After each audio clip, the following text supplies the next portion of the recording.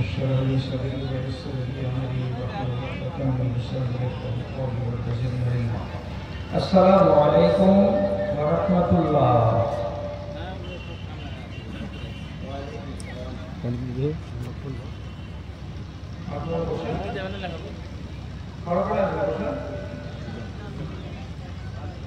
যারা চ্যানেল ওয়ালা তারা দাঁড়িয়ে আছে, বাকিটা কেন দাঁড়িয়ে আছে? ভাই দিকে যাও, বসে যাও, বসে যাও, সামনের দিকে বসে যাও, একটা জায়গা থেকে বসে যাও।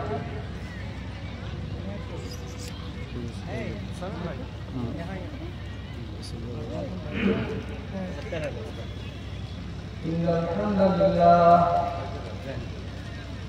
নাহমাদুহু ওয়া নাস্তাঈনুহু ওয়া নাস্তাগফিরুহু ওয়া নাউযু বিল্লাহি মিন শুরুরি আনফুসিনা ওয়া মিন সাইয়্যাতি আ'মালিনা মান ইয়াহদিহিল্লাহু ফালা মুদিল্লা লাহু ওয়া মান يضلل فلا هادي له وأشهد أن لا إله إلا الله وحده لا شريك له وأشهد أن محمدا عبده ورسوله. أما بعد أعوذ بالله من الشيطان الرجيم. بسم الله الرحمن الرحيم.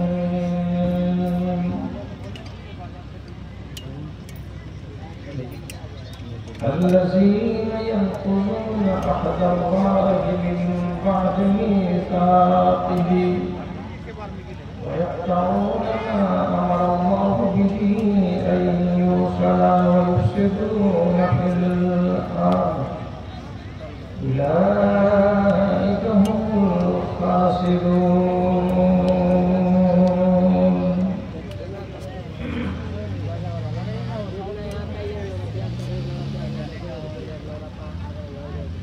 قل মুসলমান তোরা কেন বুঝিস না রে,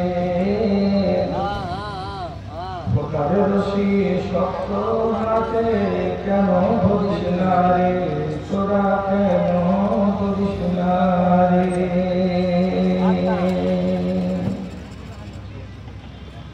দুদিনের এই দুনিয়াতে কিসের বাহাদুরি, ছেড়ে দে শয়তানি তোর হাতে পায়ে ধরি রে, তোর হাতে পায়ে ধরি। সব উপদেশ সবাই মানে তোরা কেন মানিস না রে, ওরে নাদান মুসলমান তোরা কেন বুঝিস না রে, খোদার রশি শক্ত হাতে কেন ধরিস না রে।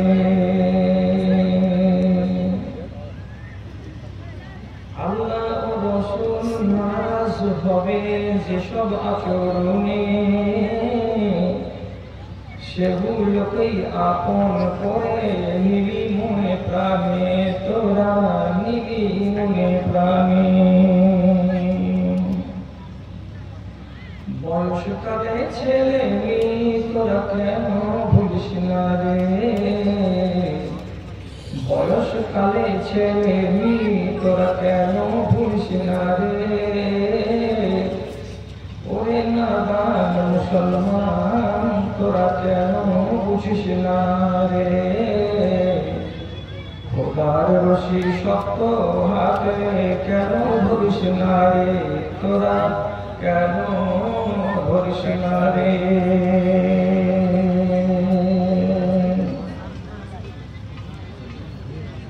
সত্য সভাপতি সাহেব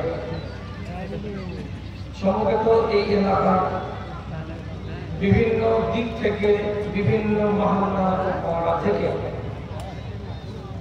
দিনের দরদকে সাথে নিয়ে, ঈমানি জজবাকে বুকে নিয়ে উপস্থিত জ্ঞান পিপাসু দিন দরদি আমার প্রাণের ভাই প্রথমগণ তথা পুরুষ মজলিস থেকে আলাদা মহিলা মহলে স্ক্রিনের সামনে বসে থাকা আমার স্নেহের মা এবং বোনেরা, আল্লাহর শুকরিয়া আদায় করছি যে আপনাদের এই জায়গায়, এই গ্রামে এর আগে একবার দাওয়াত পেয়েছিলাম। হঠাৎ করে বর্ষার কারণে আসা সম্ভব হয়নি।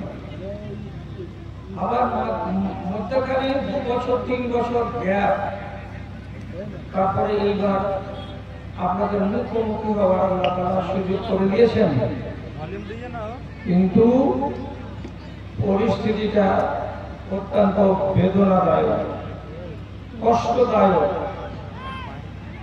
এত বড় বিশাল মাহফিল বা প্যান্ডেল, তার নিচে আপনারা মুসলিমের লোক কিছু লোক বসে আছেন, বাদ বাকি লোকগুলো যদি বাড়ি চলে যেতেন, ঘুমিয়ে থাকতেন, তাহলে তো কোনো দোষের কথা হতো না।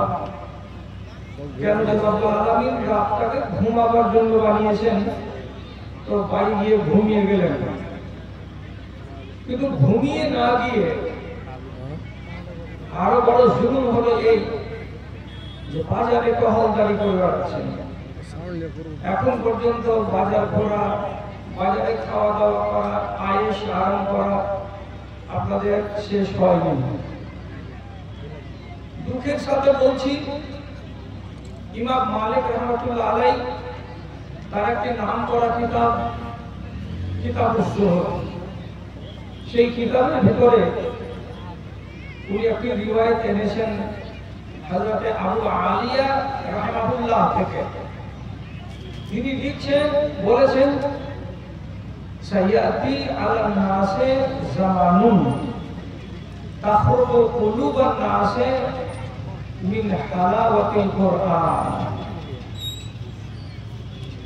একটা যুগ আসবে, একটা সময় আসবে, 800 বছর, 1000 বছর, 1400 বছর, যতদিনই হোক, একটা দিন আসবে, একটা সময় আসবে, সেই সময় মানুষের অন্তরটা কোরআনের ভালোবাসা থেকে একদম জিরো হয়ে যাবে, খালি হয়ে যাবে। মানুষ নিজের বুকের ভেতরে ঈমানের মহব্বত খুঁজে পাবে না, দ্বীনের ভালোবাসা খুঁজে পাবে না। রাসূলুল্লাহ একদিকে ডেকেছেন মানুষকে, এসো কল্যাণের দিকে, এবং আল্লাহ রাব্বুল আলামিন ডাকতে বলেছেন আমাদেরকে দিনে আর রাতে 5 বার, এসো কল্যাণের দিকে। এই ডাক আপনারা 5 বার করে শুনেন দিনে এবং রাতে। আর রাসূলুল্লাহ জীবন ধরে ডেকে গেছেন, জাহান্নামের আগুন থেকে মুক্ত হতে হলে আমার কথা শোনো, আমার দিকে এসো। কিন্তু সাহাবায়ে কেরাম সেই যুগে যতটা রাসূলুল্লাহর কথা গুরুত্ব দিয়েছিলেন এবং যতটা রাসূলুল্লাহর কথাকে মেনেছিলেন, তার 1 আনা পরিমাণে আমরা তার উম্মত হয়ে আজকের দিনে মানতে পারি না। আছে কি অন্তরের ভিতরে আমাদের ভালোবাসা? আছে কি রাসূলুল্লাহ সাল্লাল্লাহু আলাইহি ওয়াসাল্লামের নামে আমাদের মনের ভিতরে ভালোবাসা? যদি বলি যে হ্যাঁ আছে, তাহলে আমাদের অন্তরটা বিরান কেন? আল্লাহর কথা মানতে এবং রাসূলুল্লাহর কথাকে মানতে গিয়ে আমরা পিছনের সারিতে দাঁড়িয়ে আছি, একদম পিছনের সারিতে দাঁড়িয়ে আছি, যেটা কোনো বুকের ভেতরে আসে না। এত অলসতা কেন আর এত বেজারি কেন আমাদের মধ্যে? কোনো কারণ খুঁজে পাওয়া যায় না। নবী করিম সাল্লাল্লাহু আলাইহি ওয়াসাল্লাম একটা কথা একদিন যদি বলে দিয়েছেন কোন সাহাবীদের সামনে, তো এরা যতজন লোক সেই কথাটাকে শুনেছেন, যদি মানার হয়েছে তো সবাই মেনে নিয়েছেন, আর যদি ছাড়ার হয়েছে তো সবাই মিলে ছেড়ে দিয়েছেন। কেউ একটা লোক এরকম পাওয়া যায় না যে আমি মানবো না, তোরা মানবা, আমি এটা শুনবো না, তোরা শুনবা, এমন কথা বলেননি। এমন পর্যন্ত কি রাসূলুল্লাহ জামানায় কোন মানুষের ভেতরে যদি কোনো ত্রুটি থেকেছে, কোন মানুষের ভেতরে কোনো যদি কমি থেকেছে, কোনো খামতি থেকেছে, আর কাউরি মারফতে তার কাছে খবর চলে গেছে যে তোমার ভেতরে এই খারাপ চরণ আছে, তোমার ভেতরে এই মন্দ চরণটা আছে, তো যদি খবর পেয়ে গেছে তো লোকটার সাথে সাথে নিজেকে শুধরাবার জন্য দৌড়ে গেছে যে হায় আল্লাহ, আমার ভেতরে এরকম বদচরণ থাকবে কেন। আপনাকে সহি কথা বলছি, একটু খেয়াল করেন কথার দিকে। যে কজন লোক বসে আছেন তারাই যদি শুনেন, তারাই যদি পরবর্তীতে লোকেদের কাছে পৌঁছে দিতে পারেন তো আলহামদুলিল্লাহ। কি বলছিলাম, বসরার এক মসজিদে এক সাহাবী আবু হানজালিয়া, তিনি জীবনে কোনোদিন মানুষের সামনে আসেন না, মাঝে সাঝে আসেন, নামাজ পড়েন, বাড়ি চলে যান, নামাজ পড়েন, বাড়ি চলে যান।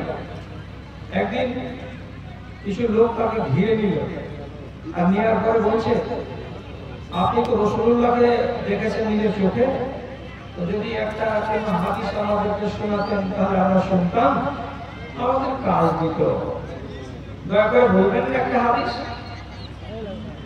তখন উনি সেদিন বলছেন লাউলা তুলো জুন্নতিহি ওয়া ইসমালু ইজারিহি। সাহাবীদের ভেতরে একটা জওয়ান সাহাবী ছিল, তার নাম হলো হুরাইম আসাদি। এই সাহাবীটার মাথায় ছিল বড় বড় লম্বা লম্বা চুল, ঘাড় থেকে নেমে গেছে নিচে, দূরে থেকে দেখতে মেয়েদের মতো মনে হয়। আর তার ইজার অর্থাৎ পাজামা গোড়ালির নিচে, গুটলির নিচে পর্যন্ত ঝুলে থাকে। তো গোড়ালির নিচে পর্যন্ত পায়জামা ঝুলে থাকা এটা ভালো কথা নয়, এবং ঘাড়ের নিচে পর্যন্ত চুল চলে যাওয়া এটাও ভালো কথা নয়। দুটাই হলো শরীয়ত বিরোধী কাজ। এই জন্য রাসূলুল্লাহ একদিন বলেছেন কথাটা, ওই সাহাবীকে বলেননি, কোন সাহাবীর সামনে আলোচনা করেছেন। আর সেই সাহাবীর কাছে কেউ হাদিস শুনতে চাইল, তখন তিনি এই হাদিসটুকু শুনিয়ে দিলেন। এতে কি বলা হয়েছে, রাসূলুল্লাহ বলেছেন হুরাইম ছেলেটা কত ভালো ছেলে, হুরাইম যুবকটা কত ভালো যুবক, তার ভেতরে যদি দুটো খারাপ গুণ না থাকতো, দুটো খারাপ গুণ যদি না থাকতো তার ভিতরে, তাহলে কত ভালো ছেলে এটা ছিল। কি দুটো খারাপ, ওর ঘাড়ের চুলগুলোকে যদি কেটে দিয়ে একটু ছোট করে নিত, এবং তার লুঙ্গিকে এবং তার পাজামাকে পিণ্ডলির উপরে যদি একটা উঠিয়ে নিত, গোড়ালি থেকে উপর দিকে যদি উঠিয়ে নিত, আর এত ঝুল করে না পড়তো, তাহলে এই ছেলেটার মতো ভালো ছেলে আর কেউ ছিল না। ভালো হতে গিয়ে বাধা হলো কয়টা, দুটা। ঘাড়ের নিচে পর্যন্ত চুল চলে যাওয়া, আর একটা হলো কি লুঙ্গি পায়ের ডিম থেকে নিচে নেমে যাওয়া। এই দুটো কারণে এই সাহাবীকে আল্লাহ পাকের নবী ভালো চোখে দেখলেন না, এবং এক নম্বর কোয়ালিটির মানুষটাকে গুনলেন না। বলেছেন একদিন, ওকে বলেননি, বলেছিলেন আরেকজনকে। আবার যে ব্যক্তি শুনলো সেই ব্যক্তি বর্ণনা করলো যেখানে, সেখানে কিন্তু ওই সাহাবীটা নাই। যারা শুনলো তারা একদিন মদিনাতে হুরাইম রাদিয়াল্লাহু তাআলা আনহুর সাথে মুলাকাত যখন হলো, তাকে দেখা মাত্রই এক সাহাবী বলছেন, ভাই আপনার ব্যাপারে একটা কথা শুনেছি, তো শুনবেন কথাটা। কে বলেছে? বলেছে রাসূলুল্লাহ বলেছেন। তখন আগ্রহ করে বলছে রাসূলুল্লাহ বলেছেন আমার ব্যাপারে, আমার ব্যাপারে? হ্যাঁ, তাহলে শুনবো, তাহলে শুনবো। কি কথা? তখন এই কথাটা বললেন, রাসূলুল্লাহ বলেছেন খোরাইম সাহাবীটা কত ভালো ছেলে হতো যদি ওর ঘাড়ের চুলগুলো লম্বা না হতো, আর তার লুঙ্গি আর তার ইজা যদি এত লম্বা চওড়া না হতো, ঝুলে যাওয়া না হতো। এই কথাটা যখন বলা শেষের বেলায় বললাম আল্লাহু আকবার, আমি এখন পর্যন্ত রাসূলুল্লাহর নজরে ভালো হতে পারিনি, অথচ আমি একজন সাহাবী। আর এর সাথে দুঃখের কথা কি হতে পারে? সাথে সাথে বাড়ি গেলেন, বাহাদা সুফরাকাহু, একটা কাঁচি হাতে করলেন, কেজিটাকে হাতে করে কোন নাপিতের কাছে গেলেন না, নিজে নিজেই ঘাড়ের চুলগুলোকে আন্দাজ করে ধরে ধরে কেটে ঘাড়ের উপর পর্যন্ত সাইজ করে দিলেন। এবং যে পায়জামাগুলো তার ঝুল ছিল বেশি, লম্বা ছিল বেশি, পায়জামাগুলোকে কেটে দিয়ে 4 আঙুল করে ছোট করে দিয়ে উপরে উঠিয়ে দিলেন। দেওয়ার পরে পরে দেখলেন তো গোড়ালির নিচে পর্যন্ত আর যায় না। দেওয়ার পর তিনি এখন নিজে খুশি হয়ে বলছেন, অবশ্যই এখন যদি আমাকে আল্লাহ পাকের নবী দেখতে পান তাহলে নিশ্চয়ই বলবেন নির্মাণ রাজুল খোরাইম, নির্মাণ রাজুল খোরাইম। খোরাইম কত ভালো ছেলে, খোরাইম কত সুন্দর যুবক, যে তার মাথার চুলগুলো সুন্নাত মোতাবেক আছে এবং তার পায়জামাটাও সুন্নাত মোতাবেক আছে। আপনি বলুন, রাসূলুল্লাহ এর ভেতরে যে দোষ দেখতে পেয়েছিলেন তাকে কি সামনাসামনি বলেছিলেন? উনি তো অন্য লোকের কান থেকে শুনলেন, আর অন্য লোকের কান থেকে শুনে সাথে সাথে সেটাকে আমলে পরিণত করে দিলেন। কেন? আমি ভালো মানুষ হব বলে। তাহলে তাদের মন আর তাদের মিজাজ কত পবিত্র ছিল আর কত ভালো ছিল, চিন্তা করে দেখেন। আজ আপনার সামনে আর আমার সামনে যত ওয়াজ হয়, জুমা মসজিদে 8 ঘন্টা প্রত্যেক দিন শুক্রবার, তারপরে ঈদের মাঠে 2 দিন, তারপরে এরকম জালসাগুলো দিনে 10 বছরে 10 বার। তারপরেও আমাদের ঈমানের হালাত এত ড্যামেজ, এত খারাপ। আল্লাহর কসম বলছি, যদি বেয়াদবি হয় তো আপনারা আমাকে মাপ দিবেন। কাউরি চেহারাতে দাঁড়িয়ে আছে বলে ধোকাতে বলছি এটা মুসলমান, ধোকা খেয়ে বলছি এটা মুসলমান। নাহলে একটা মানুষকে দেখে তাদের আখলাক, তাদের ব্যবহার, তাদের কাজ, তাদের কর্ম দেখে মনে লাগে না যে এগুলো আমার জাত ভাই।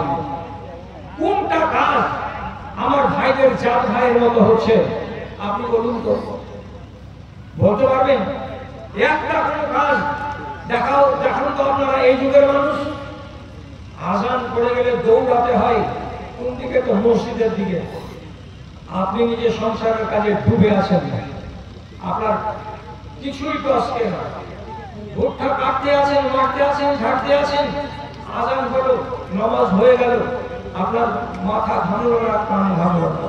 তাহলে এটা কোন মুসলমান?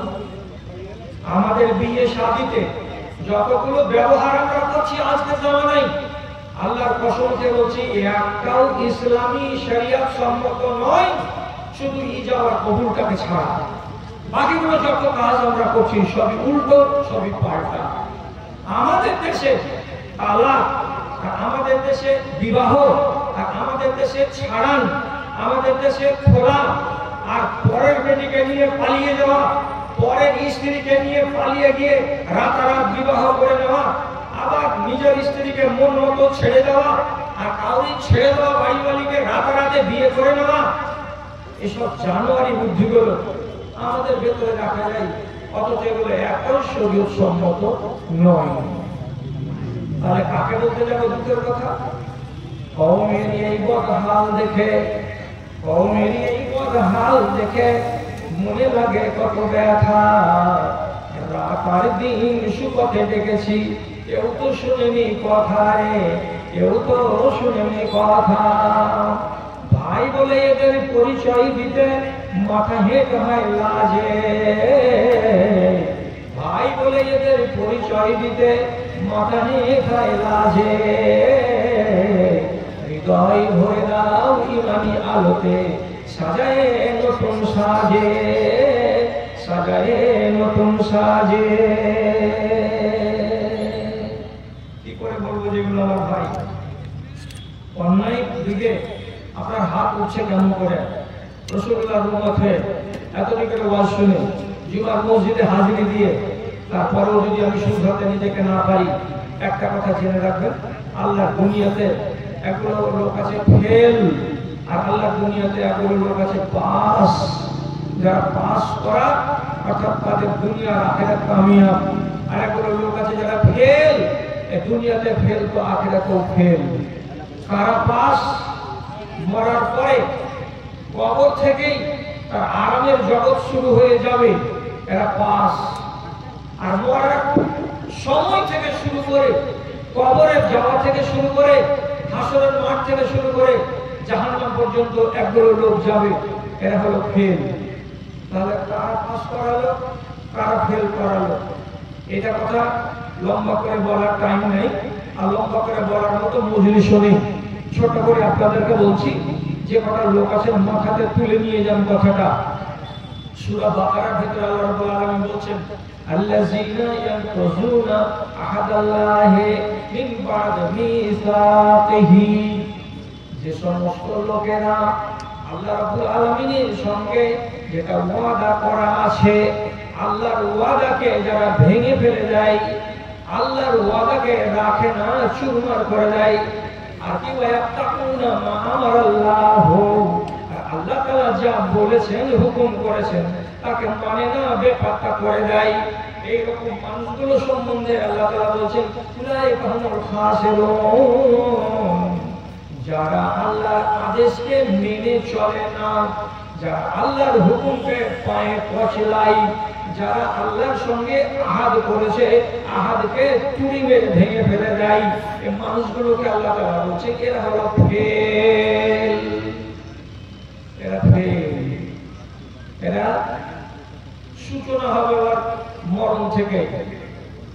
যে ফেল, পাস করতে পারলো না, এটা আমার জীবনে সবজন লোক দেখতে পারবে না, বুঝতে পারবে না, কিন্তু যখন মরবার টাইম হবে, ওই লোকটা প্রথমে আগে জানতে পারবে আমি পাস না আমি ফেল। 60 বছর চলে গেল, আমি জানতে পারলাম না, মরবার কালে আমি জানতে পারবো। এটা কেমন কথা মৌলভী সাহেব? হ্যাঁ, এটা সত্য কথা বলছি আপনাকে। কেন? দু একটা লোককে বলছি, কেউ জীবনে হয়তো দেখেছেন মরা মানুষের চেহারা, হাজার হাজার তো জীবনে দেখেছেন, কিন্তু জীবনে এরকম লাশ দেখেছেন, মরা মানুষকে দেখেছেন যে বেচারি মরে গেছে, কিন্তু ওর চেহারার দিকে যদি দেখছি, ঠোঁট দুটা দেখে মনে হচ্ছে মুচকি হাসছে, মুচকি হাসি চেহারাতে হাসছে। কতগুলো মানুষের মুখ হা হয়ে যায়, কতগুলো মানুষের মুখ চাবলে চাবল লেগে যায়, ঠোঁটে ঠোঁট চেপে যায়, চেহারা বদলে যায়। আর কিছু কিছু মানুষ আছে দুনিয়াতে, 100টার ভেতরে একটা, 500টাতে একটা, 1000টাতে একটা আপনি মানুষ দেখতে পাবেন মরে গেছে, কিন্তু মরে যাওয়ার পরে চেহারাটার ভেতরে মুস্কান দেখা যাচ্ছে। এই মুস্কানটা কিসে? মরে যাওয়া মানুষের চেহারাতে, ঠোঁটে এই যে হাসিটা, এটা কিসে? এর জন্য ওলামায়ে দ্বীন বলেছেন, যারা ফেল করা ইনসান আর যারা পাস করা ইনসান, আমি আপনি যদি জানতে না পারি, তো যে ব্যক্তি মরছে সে ব্যক্তি জানতে পারবে যে আমি পাস করা না আমি ফেল করা। কি করে জানতে পারবে? কিছু লক্ষণ আছে এমন, যে লক্ষণগুলো যদি ওই মানুষটার ভেতরে দেখতে পাওয়া যায়, তাহলে আপনি লিখেন মানুষটা পাস করা মানুষ, দুনিয়াতে পাস, কবরে পাস, আখেরাতে পাস। আর যদি ওই লক্ষণগুলোর উল্টো লক্ষণ দেখতে পাওয়া যায়, তাহলে আপনাকে ধরে দিতে হবে এই মানুষটা দুনিয়াতে ফেল, আখেরাতেও ফেল, কবরেও ফেল। কি কি লক্ষণ? একটা লক্ষণ, যখন মালাকুল মউত আসবে, তো দু রকমের আওয়াজ দিয়ে ডাকবে মানুষকে, দু রকম। আমার জন্য একটা, দুটা হবে না, আপনার জন্য একটা, দুটা হবে না, যেটা হয় একটা হবে, দুটা হবে না, একটা আওয়াজ হবে নামে। তো একদল মানুষকে আল্লাহর ফেরেশতা এসে ডাকবে, আর ভাষাটা কি হবে? যারা আলেমে দ্বীন তারা বুঝতে পারছেন, বুঝতে পারবেন। ভাষাটা এই বলবে, আল্লাহর ফেরেশতা তার খাটের কাছে এসে একটু দূরে দাঁড়িয়ে, ইয়া আইয়াতুহান নাফসুল খাবিসা উখরুজি ইলা গাযাবিল্লাহ। গায়ের বাংলাতে তর্জমা করছি কি, এ খবিস জান, এ হারামি জান, বেরিয়ে আয় আমার হাতে, ধরা দে আমার হাতে, আমি তোকে আল্লাহর গজবের দিকে নিয়ে যাব, তার জন্য এসেছি। আমার হাতে কাপড় আছে জাহান্নামের, আমার সাথে লোক আছে তোর এই রূহটাকে বহে জাহান্নাম পর্যন্ত নিয়ে যাওয়ার। বেয়াই কি বলে ডাকলো? ভালোবাসা না মন্দ ভাষা? এই খবিস জান, আপনার মতো লোকটাকে চার দোকানে যদি কেউ বলে দেয় একটা টেড়া কথা, তাহলে আপনি চামড়া তুলে দিবেন? কে তুলে আমাকে টেড়া কথা বলে? আর মালাকুল মউত আপনাকে এসে আওয়াজ দিচ্ছে, বিছানে পড়ে আছেন, আপনার হিম্মত হবে না? যখনই শুনবে যে খবিস জান বেরিয়ে আই, হারামি জান বেরিয়ে আই, সাথে সাথ এই রূহ পালিয়ে বেড়াবে, এদিক থেকে ওদিক, ওদিক থেকে এদিক। তখন আল্লাহ রাব্বুল আলামিনের ফেরেশতা কি করবে? সোজা পথে আসবি না? ঠিক আছে, তাহলে সোজা পথে না আসবে তো বাঁকা পথে আই। কি করবে এবার? মানুষটা শরীরের ভেতরে ঢুকে যাবে, তার রক্তে মিশে যাবে, তার রন্ধ্রে মিশে যাবে, তার হাড়ের মজ্জার ভেতরে ঢুকে যাবে। আর যাওয়ার পরে কি করবে? আল্লাহ রাব্বুল আলামিন কোরআন মাজিদে বলছেন, ওয়ান্নাজিআতে গারকা ওয়ান্নাশিতাতে নাশতা। রগের ভিতরে ঢুকে গিয়ে মেয়ে ছেলে মিলে যেমন পিঠা বানায়, গোবর দিয়ে চিপে চিপে চিপে চিপে তাকে সাইজ করে করে দেয়, কিংবা কুসরকে যখন মেশিনে ঢুকানো হয় তখন কুসরকে ছোলা ছোলা করে দিয়ে একদিকে ছোকরা বের করে দেয় আর একদিকে রস বেরিয়ে যায়, কুসরটা গোটা থাকে না। ওই রকম করে দেহটাকে ধরে চিপে নিংড়িয়ে সম্পূর্ণ দেহের ভেতর থেকে রুটাকে টেনে বার করে নিয়ে যাবে। এইরকম আওয়াজ যখন শুনতে পাবে তখন মানুষটার চেহারা ভালো থাকবে না। এমন আওয়াজটা যখন শুনতে পাবে তার মুখের আকার ভালো থাকবে না। এমন আওয়াজটা যখন শুনতে পাবে তার মনের ভেতরে দাহশত পয়দা হয়ে যাবে। আর এই মানুষটারই চেহারা মরে যাওয়ার পরে বিকট হয়ে থাকবে, খারাপ চেহারা থাকবে, ভালো চেহারা থাকবে না। পটপট করে কয়ে দিবি একটা কথা, কলেমা মুখ দিয়ে জারি হবে না, মরবে টাইমে। এটা হলো অশুভ লক্ষণ, মানে এটা হলো ফেল করা লোক। মরবার টাইমে বেটি পাঁচের বেশি থাকবে, বেটা বেশি থাকবে, আওয়াজ করবে আস্তে করে, বাপুজি এখন লা ইলাহা ইল্লাল্লাহ পড়ো, চালা কর চালা কর। ফের আরেক বেটি এসে বলছে, মা গে এখন লা ইলাহা ইল্লাল্লাহ পড়ো, লা ইলাহা ইল্লাল্লাহ পড়ো। তো মা তখন হাঁপাইছে হাঁপাইছে হাঁপাইছে,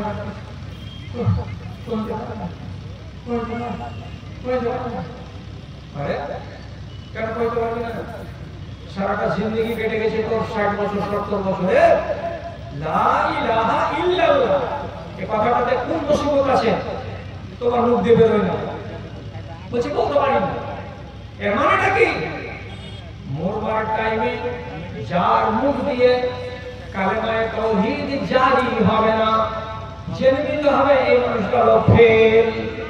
আর যেই মানুষকে আল্লাহ ফেরেশতা আওয়াজ দিয়ে বলবে এ খবিস জান বেরিয়ে আয়, সে মানুষটা জেনে নিল, বুঝে নিল, ভালো করে জানতে পারলো আমি পাস করা ইনসান নই, আমি হলাম ফেল করা ইনসান। জান কবরের বেলা এক খেলা, কবরে যাবে আরেক খেলা, ওখান থেকে হাসরের ময়দানে যাবে আরেক খেলা, শেষ বেলায় জাহান্নাম আরেক খেলা। তাহলে আপনি তো জানতে পারছেন যে আমি হলাম নাকাম ইনসান, আর কামিয়াব ইনসান কোনটা? ভালো করে বুঝেন, ভালো করে বুঝেন। একটা মানুষ মরার মুখে আছে, আপনি তার কাছে বেড়াতে গেছেন, দেখতে গেছেন, দোয়া করতে গেছেন, সেখানে গিয়ে বসলেন, সালাম দিয়ে তারপরে বলছেন কেমন আছে? ভালো আছি আলহামদুলিল্লাহ। আপনাকে দেখতে এসেছি, আল্লাহ আপনাকে ভালো রাখে।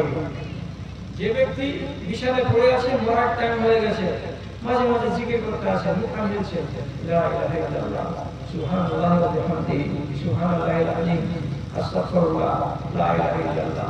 এই কথাগুলো চলছে চলছে চলছে, হঠাৎ বন্ধ। লা ইলাহা মুখ দিয়ে বেরোলে, সুবহানাল্লাহি ওয়া বিহামদিহি বেরোলে, কোনো কথা বের হয় না। কি হয়েছে? জানটা তার কবজ হয়ে গেছে। কেমন হয়ে যান কবজ হয়ে গেল? আল্লাহ তাআলা কোরআনে বলেন, ওয়ান্নাশিতাতি নাশতা। যারা হলো নেক মানুষ, যারা হলো পাস করা মানুষ, এদের জানটা যখন কবজ হবে তখন ওরা জানতে পারবে না যে জানটা কবজ হচ্ছে। কেমন করে জানটা যাবে? ভরা কলসি থেকে কেউ যদি গ্লাসে পানি ঢালতে যায়, যেমন কষ্ট লাগে না, সামান্য একটু কলসিটাকে কাট করতে গেলে কলকল কলকল করে পানি গ্লাসে চলে আসে, কোনো কষ্ট হয় না। ঠিক ওই রকমই একটা মানুষের জান চলে যাবে, কিন্তু সে বুঝতে পারবে না। আবার একটা কথা বলা যায়, মায়ের স্তনকে চুষে তার বাচ্চা, মার স্তনকে যখন বাচ্চাটা চুষে, তখন করে 10 মিনিট যদি চুষে, তো 50 মিলিগ্রাম দুধ তার মায়ের থান থেকে চুষে নেই বাচ্চাটা। মা কিন্তু জানতে পারে না, মা কিন্তু টের পায় না যে আমার থান থেকে দুধ বেরিয়ে গেল, কতটা তো এতটা। মা যেমন বুঝতে পারে না, মায়ের যেমন কষ্ট হয় না, ঠিক সেইরকমই একজন নেককার মানুষের জান যখন কবজ হয়ে যাবে, তখন তার জানটা যাবে, তো সে কোনো কষ্ট বুঝতে পারবে না। তার চাইতে বড় কথা, ওকে আল্লাহর ফেরেশতা ডাকবে যখন জানটাকে নিয়ে যাওয়ার সময় হবে। এর বেলাতে ভাষা কি বলবে আল্লাহর ফেরেশতা? খেয়াল করেন ভাষার দিকে, কি ভাষাটা বলবে? ইয়া আইয়াতুহান নাফসুত তাইয়্যিবা উখরুজি ইলা রিজওয়ানিল্লাহ। কি তর্জমা? হে পাক জান, হে পবিত্র জান, আল্লাহর রেজামন্দির দিকে চলো, আল্লাহর খুশনুদির দিকে তুমি চলো, তোমাকে আল্লাহর রেজামন্দির দিকে নিয়ে যাব। আল্লাহ তোমাকে নিয়ে ডেকেছেন, তার জন্য আমরা এসেছি। আল্লাহর রেজামন্দির, আল্লাহর খুশনুদি যেদিকে আছে ওদিকে তোমাকে নিয়ে যাব। তাহলে পৃথিবীতে কোন এমন একটা মানুষ আছে যে মানুষটা বলবে না যে না, আল্লাহর রেজামন্দির দিকে আমি যাব না? এমন খুশির সংবাদ যখন শুনবে একটা নেককার মানুষ, তখন তার মুখে মুচকি হাসি চলে আসবে। আর মরে যাওয়ার পরেও আপনি তাকে চাদর দিয়ে ঢেকে রাখবেন, গোসল করার পরে তাকে কাফন পরিয়ে রেখে দেবেন, তখনও দেখতে পাবেন তার চেহারাতে মুচকি হাসি আছে। এটা কিসের জন্য হাসি?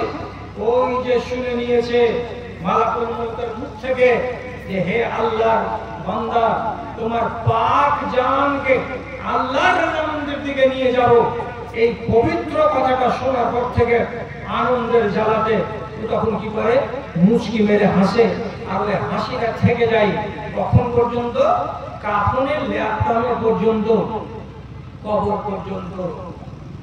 তাহলে লোকটা জানতে পারলো মরবার কালে আমি পাস, আর আপনি জানতে পারলেন আমি ফেল, এই দুনিয়াতে নাকাম। ওদের 1 নম্বর শর্ত আল্লাহ তাআলা কি বললেন?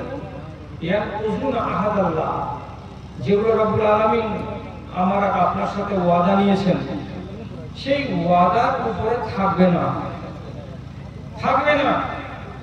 এবং আল্লাহ তাআলা কোরআন মাজিদের ভিতরে আরেক জায়গাতে বলছেন, আলাম আহাদ ইলাইকুম ইয়া বানি আদম আল্লাহ তা'বুদুশ শাইতান।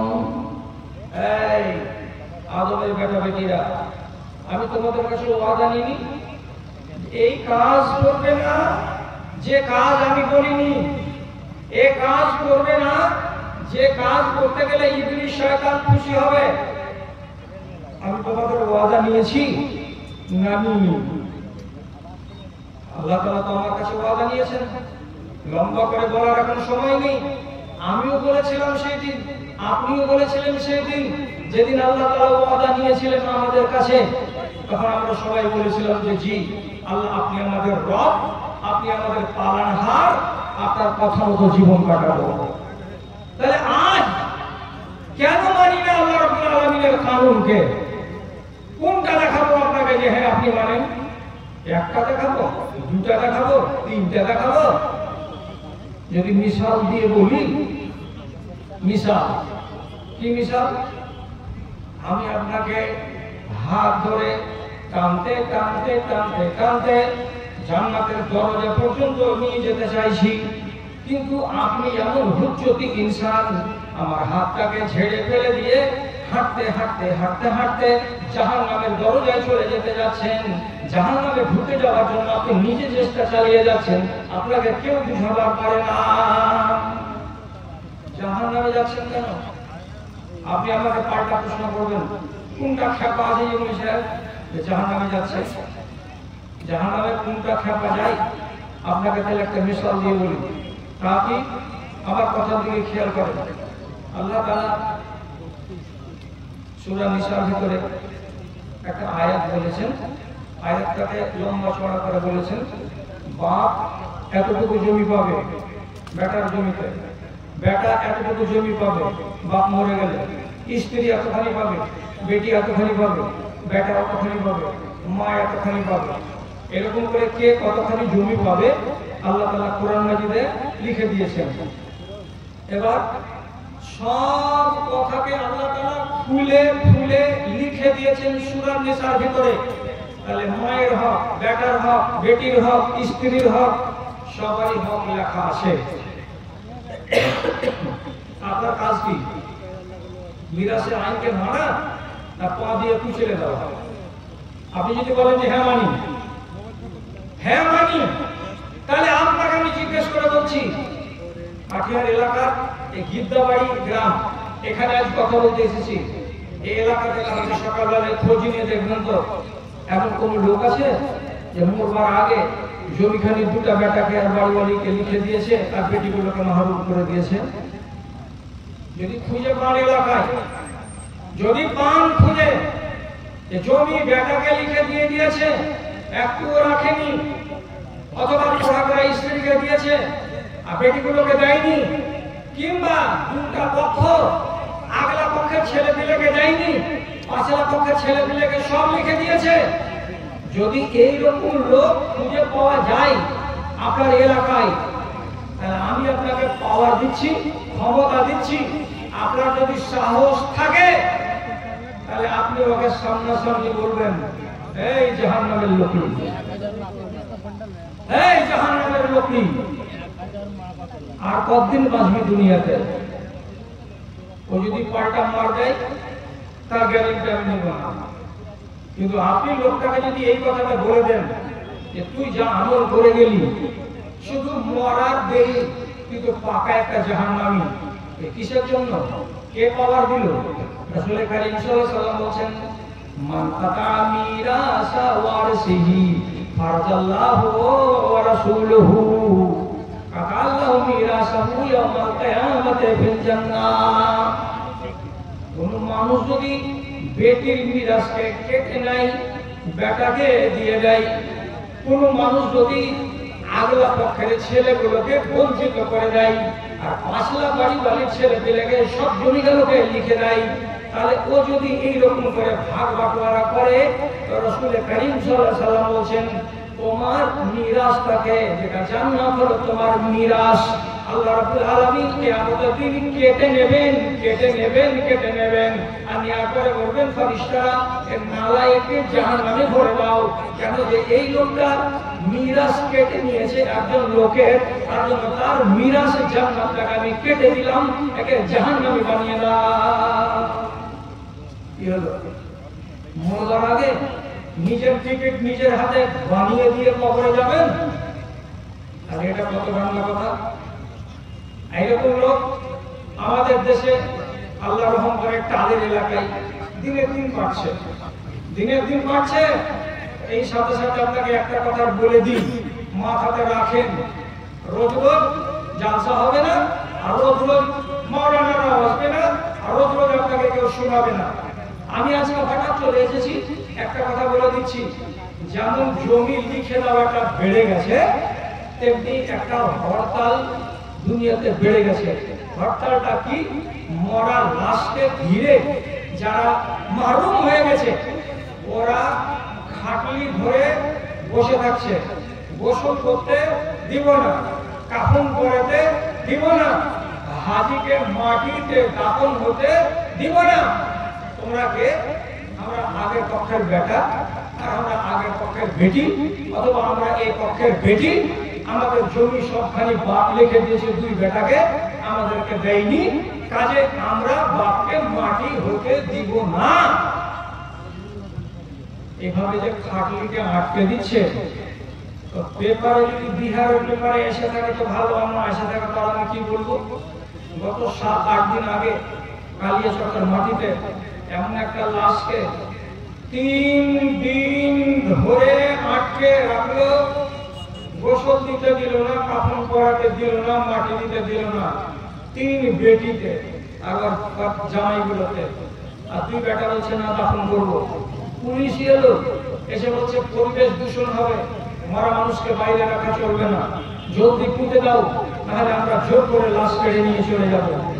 বেটি 3টা যেমন কাল কিচিনি ঝাঁপিয়ে পড়ে অমনি করে ঝাঁপিয়ে পড়লো, আর পড়ার পরে বলছে আমাদের মিরাজকে কেড়ে নিয়েছে যেই লোকটা, আমি আমাদের ভাইদেরকে দিয়ে দিয়েছে কোটি কোটি টাকার সম্পত্তি, সেই বাপকে আমরা ছেড়ে দিব না। মরা বাপের ট্যাং কেটে নিয়ে বাড়ি যাবো। একজন এখন ট্যাং নিবে, আরেকজন আরেকখান ট্যাং নিবে, আরেকজনকে মাথা দিয়ে দিব। মরা বাপের মরা লাশকে কেটে ভাগ করে বাড়ি নিয়ে যাব। তাও জানলে বরদাস্ত হবে যে জমি পাইনি তো তোর মাথা তো পেয়েছি। থানার দারোগা খাওয়া হয়ে যায়, বলছে আল্লাহ কি করবো। শেষে বলবো যে লাশকে তোমরা 8 দিন রাখা কি 10 দিন রাখা তোমাদের ব্যাপার, বরফ দিয়ে রাখো, নাহলে দুর্গন্ধ ছড়িয়ে যাবে, আমরা জোর করে নিয়ে চলে যাবো। এত বড় বড় বরফের চাই নিয়ে এসে 5-6টা বড় বড় করে তাকে শুকিয়ে রেখে দারোগা চলে গেল। এবার 3 দিনের শেষে মাগরিবের টাইমে ফায়সালা হয়ে গেল, ডিড লেখা হলো। লিখে টিখে দিয়ে 2 বোনকে, এক এক বোন 3 বোনকে, এক এক বোনকে 87 লক্ষ 87 লক্ষ 87 লক্ষ টাকা করে দিয়ে থানার দারোগার সই করিয়ে নিয়ে মীমাংসা পত্রে স্বাক্ষর হওয়ার পর 3 দিনের দিন তাকে মাটি দিতে দিল। আপনি বলেন আপনার মতো কুলাঙ্গার দুনিয়াতে কি আছে? এই কাজ করে যে আপনি চলে যাচ্ছিলেন কবরে, পাকা জাহান্নামী নয় তো আর কে? এ কাজ যদি মুসলমান করবে তাহলে আপনি কেন মুসলমানের বাড়িতে আছেন, গ্রামে আসেন, আর 7 দিন মধ্যে জুমা মসজিদে যাচ্ছেন, আর মাঝে মাঝে জুমা নামাজ পড়ছেন? এত ঠাট্টা করার এটা কি দিন? দাদা আমার, আপনারা যে কজন লোক আছেন আপনাকে ওসিয়ত করে বলছি, এরকম কাজ আপনারা করবেন না। ভাই তোরা ভাষণটা কম দে, এত আসতে করে কানে কথা বলবো, এগুলো কাজ করিয়েন না আমার ভাই জানেরা। যে কাজে আল্লাহ ওয়াদা লঙ্ঘন হবে সে লোকটাই তো ফেল। আল্লাহ তাআলা সূরা বাকারাতে বললেন, ফেল কেন হবে না? আপনি একটা পাপ করার আগে সাহাবায়ে কেরাম কত থমকেছেন আর কত ভেবেছেন, চিন্তা করেছেন আপনার জানা আছে? একটা কথা বলি, খাব্বাব বিন আরেক রাদিয়াল্লাহু তাআলা আনহু, তিনি ছিলেন লোহার, ফালপুড়িয়ে দিত, হাসুয়া বানিয়ে দিত, কাচুয়া বানিয়ে দিত, এরকম একটা লোক। আস বিন ওয়াইল বলে একজন লোক মদিনা, এর কাছে তীর বানিয়ে নিয়েছে, হাসুয়া বানিয়ে নিয়েছে, কুড়াল বানিয়ে নিয়েছে, আর বারে বারে বানিয়ে নিয়েছে। টাকা দাও, দিব দিব, ভাই টাকা দাও, দিব দিব দিব দিব দিব করে একের পর এক বিল। শেষের বেলা কতটি বিল হয়ে গেল? 500-700 দিরহাম হয়ে গেল বিল। তখন একদিন বলছে কতকাল বাকি খাই কি ভাই? 1, 2, 3, 4 করতে করতে 500-700 টাকা বিল হয়ে গেল, আর আমি একটা লোহার মানুষ, আপনি আমাকে টাকা দিচ্ছেন না মানে? তখন আস বিন ওয়াইল হঠাৎ করে এবার 6 মাস পরে কি বলছে? লাউ কাফারতা বিমুহাম্মাদিন লাআতাইতু, তুমি যদি নবী মুহাম্মাদের দ্বীনকে বুড়ো আঙুল দেখাতে পারো, তুমি যদি নবী মুহাম্মাদের দ্বীনের সঙ্গে দুশমনি করতে পারো, আদাওয়াতি করতে পারো, তাহলে টাকা দিব, আর নবী মুহাম্মাদের ধর্মকে যদি ছাড়তে না পারো তাহলে তোমাকে একটা কানা করে দেব না, যা করার আছে তা করে না। যাবে নবী মুহাম্মদ সাল্লাল্লাহু আলাইহি সাল্লামের দ্বীনকে আমাকে ছাড়তে হবে, তাহলে তুমি টাকা দিবা না, হলে দিবে না। উনি তখন কি জবাব দিচ্ছেন? লাউ আমাতাকাল্লাহু সুম্মা বাআসাকা, তোমাকে যদি আল্লাহ রাব্বুল আলামিন মৌত দিয়ে দেন, তুমি মরে যাও, মরে যাওয়ার পরে যদি আল্লাহ রাব্বুল আলামিন তোমাকে আরেকবার জিন্দা করে দেয় মরার পরে পরে, তথাপি আমি নবী মুহাম্মাদের সাথে নাফরমানি করতে পারবো না। তুমি মরে যাও, আর মরে যেয়ে যদি ফের জিন্দা হয়ে যাও, তবু আমি নবী মুহাম্মাদের সঙ্গে নাফরমানি করতে পারবো না। তুমি টাকা দাও তো ভালো, তুমি টাকা না দাও তো ভালো। আল্লাহ, গরিব মানুষ 600-700 টাকা দিরহাম, এতটি টাকা পাবে, আর এই লোকটা টাকা দিবে না, বলছে ধর্ম ছাড়ো তো দিব। কি জবাব দিলেন? তুমি মরে যাও, আর মরে যদি ফের জিন্দাও হয়ে যাও। শুনলেন কথা? আপনাদের সামনে তো মাঝে মাঝে আমাদের লোক ঘোরাফেরা করছে, যারা দিয়েছেন দিয়েছেন, যারা দেন নাই তারা একটু চেষ্টা করেন। কেউ যদি থেকে যেয়ে থাকে আপনার হস্তে নিয়ে আসতে পারেন। এখন আমার শেখ সাহেব ইউপি থেকে যে মেহমান আসবেন, ওনার এখানে আসতে যতটুকু দেরি, এতটুকু সময় আমি এখানে আছি। আর তো যতক্ষণ আসছেন ততক্ষণ আরেকটা কথা বলি, এই রোগগুলো আমাদের দেশে বাড়ছে। এর মানেটা কি? ইমানের ভোল্টেজটা দিনের দিন নিচে নামছে, আর ইমান আস্তে আস্তে আস্তে আস্তে এমন তলানিতে যাবে যে দুনিয়াতে পাকা ইমানদারকে খুঁজে পাওয়া যাবে না। দিনের বেলায় আল্লাহ শরিয়তকে বুড়ো আঙুল দেখাবে, অথচ আপনি তাকে যদি বলতে যান তা আপনাকে থাপ্পড় খেতে হবে। এরকম সমাজ চলে এলো। কি দিয়ে বুঝাবো আপনাকে, আর কোন হাদিসটা দিয়ে আপনাকে বুঝাবো?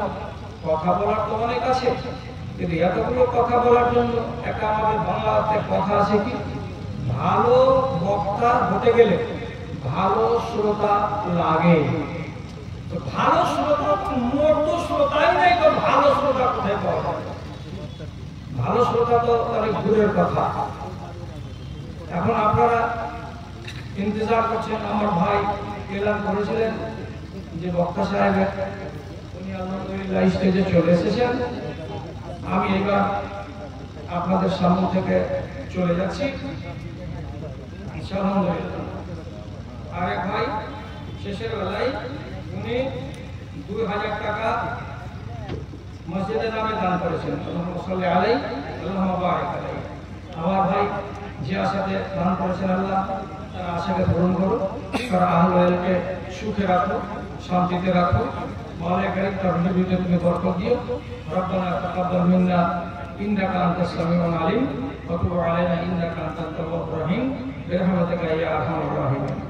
তো ভাই, আপনারা ভালো থাকেন, আপনারা সুখে থাকেন, ঈমান আমানে থাকেন, আপনাদের সর্বাঙ্গীন